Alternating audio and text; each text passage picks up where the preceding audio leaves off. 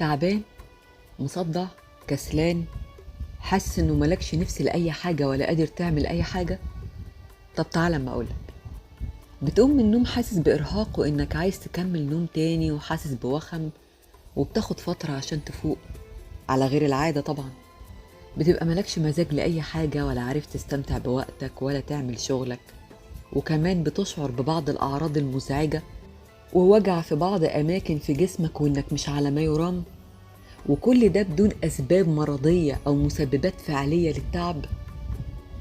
طيب أول حاجة لازم تفهم إن المناخ العام من الأحداث وكثرة المشاهدات والمتابعة للأخبار والسوشيال ميديا بيعمل أكتر من كده، بيخليك حاد المزاج ودايما حاسس بالغضب والعصبية والألم والحزن بسبب كل حاجة بتحصل حواليك، وانت حاسس بالعجز ومش عارف تتصرف ازاي ولا تعمل ايه، وبتبقى حيران اعمل اللي الناس بتعمله وبتقوله وبتكتبه وانفذ اللي بيتكتب ويتقال على السوشيال ميديا وامشي وراء آرائهم ولا ايه؟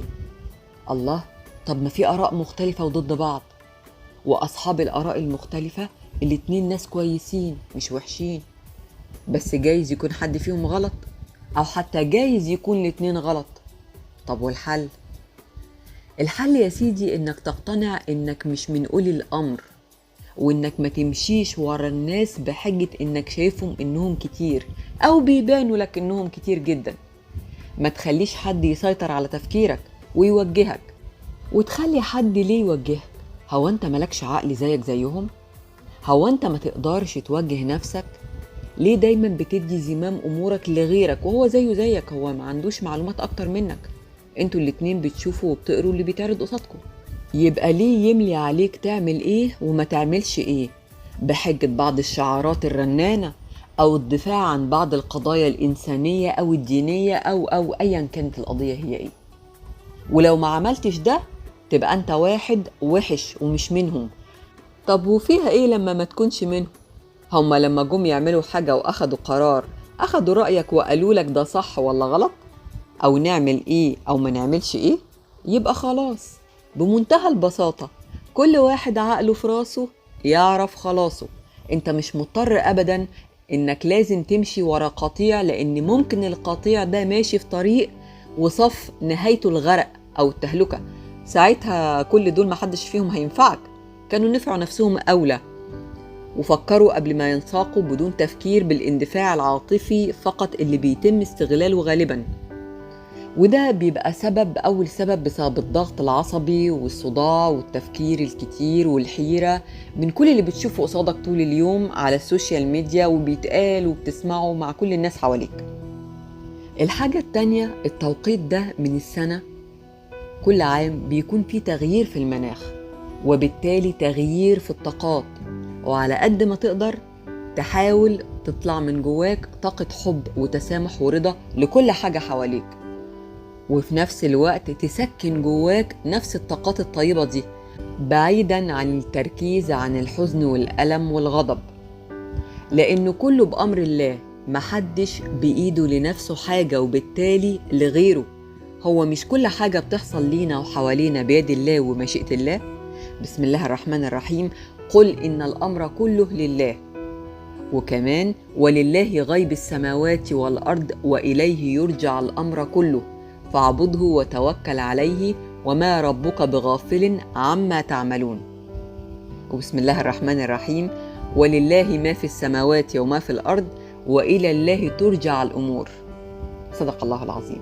ربنا قال لنا كتير وعرفنا إن كل شيء بمشيئته وبحكمته وبإرادته، وهو بيبقى له حكمة في كل حاجة بتحصل حواليك. يبقى تهدى كده وتفوق وتعمل اللي مطلوب منك واللي انت مكلف بيه في خلال يومك، وتبطل تشحن نفسك بأي طاقات سلبية تاني زي الخوف والكره والغضب والألم والحزن، وحتى بعض الهزار السلبي اللي كله يأس وتشاؤم ويقولك ده على سبيل الضحك أنا بضحك. كل الحاجات دي بتأثر. ومعلومة كده على الماشي، لازم تعرف إن كل الأفكار اللي الناس بتفكر فيها مجتمعة وبتبقى كتير، الأفكار دي بتبقى عبارة عن طاقة خارجة فيها أوامر بيحصل إنها بتتجسد وبتحصل بعد كده. خلي بالك من أفكارك، خلي بالك من مشاعرك اللي بتصدرها لغيرك أو للعالم كله، لأنها بتتحد وبتتجمع وبتتجسد بعد كده. حاول تفكر في كل الأمور الطيبة، حاول تبعد عن الأمور المزعجة اليومية اللي بيتم شحنك بيها من خلال الأخبار والسوشيال ميديا، وكل واحد بيكتب وبيتكلم فيما ليس له به علم، ولا كمان بيبقى في تخصصه، ولا هو كمان من أولي الأمر، ولا صاحب مسؤولية كبيرة، ولا هو كمان عنده الصورة كاملة، ولا الأسباب كاملة، ولا حتى اللي خلف الكواليس.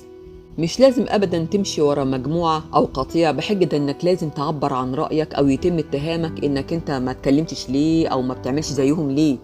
وكل ده بيتخزن جواك بعد كده وبيتم ترجمته بعد كده في صورة بعض الأعراض المرضية اللي ملهاش أي أسباب غير التوتر والزعل والقلق والخوف وعدم الطمأنينة والغضب وما إلى خلافه.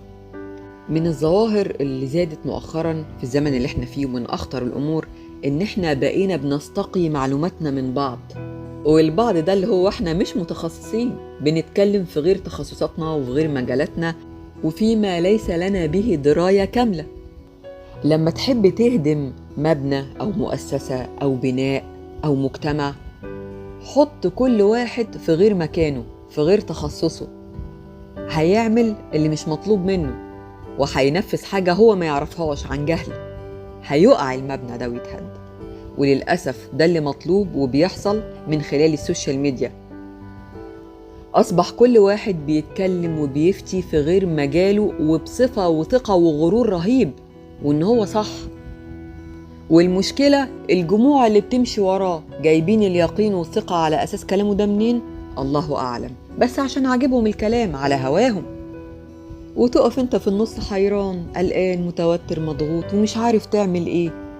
ببساطة كده، مادام مفيش اي طلبات مطلوبة منك بصيغة وبشكل رسمي يبقى ما تعملش حاجة، مش مطلوب منك انك تعمل حاجة، لانه ببساطة ابسط انت ما عندكش المعلومات الكافية والكاملة لكل حاجة.